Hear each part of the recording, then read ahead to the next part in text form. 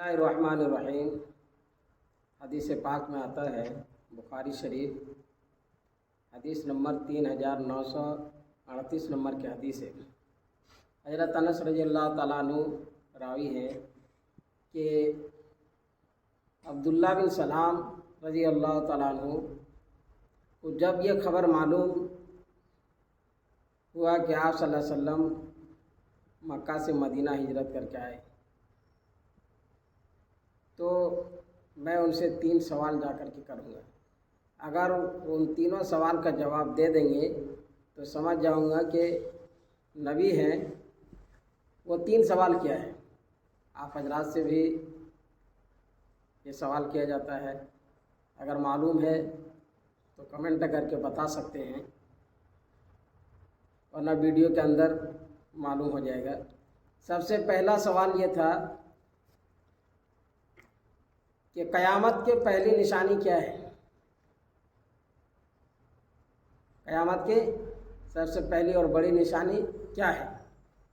دوسرے نمبر پہ یہ سوال کیا گیا کہ جنتی لوگ جب جنت میں جائیں گے تو اس کا غذا سب سے پہلا جو کھانا ملے گا، ضیافت سب سے پہلے جس چیز سے کی جائے گی وہ کیا ہے؟ سب سے پہلا کھانا کیا ہوگا جنتیوں کا؟ اور تیسرا سوال یہ تھا کہ بچہ کبھی باپ کے شکل میں ہوتا ہے اور کبھی ماں کے شکل میں ہوتا ہے، تو اس کی کیا حکمت ہے؟ یہ 3 سوال۔ تو وہ یہودی جب نبی صلی اللہ علیہ وسلم مکہ سے مدینہ آئے تو وہ یہودی عبداللہ بن سلام رضی اللہ تعالیٰ عنہ یہ نبی صلی اللہ علیہ وسلم کے پاس آ کر کے یہ 3 سوال کیے۔ پہلا سوال کیا تھا؟ پہلا سوال کہ قیامت کی نشانی کیا ہے، سب سے بڑی نشانی۔ دوسرا سوال تھا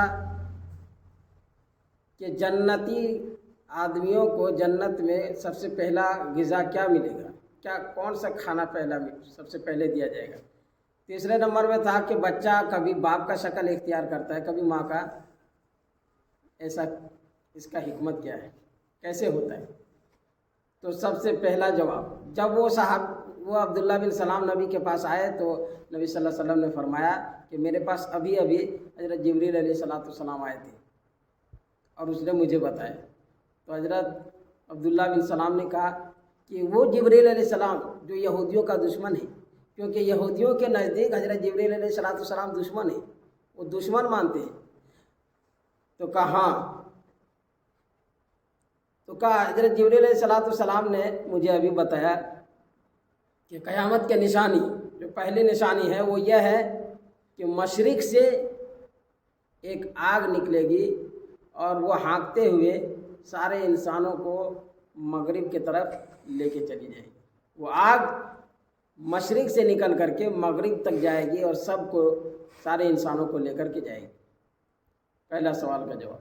دوسرا سوال کہ سب سے پہلے جنت میں جنتیوں کو کون سا غذا ملے گا، تو وہ ہے مچھلی کے ٹکڑا، مچھلی کی کلیجی کا ٹکڑا، اور وہ جنتیوں کو سب سے پہلے ملے گا۔ وہ زود ہضم ہوتا ہے اور ہضم کرنے والا ہوتا ہے، تو یہ جنتیوں کا سب سے پہلا غذا ملے گا۔ اور تیسرا سوال تھا کہ بچہ کبھی ماں کا شکل اور کبھی باپ کا شکل اختیار کرتا ہے، ایسا کیوں؟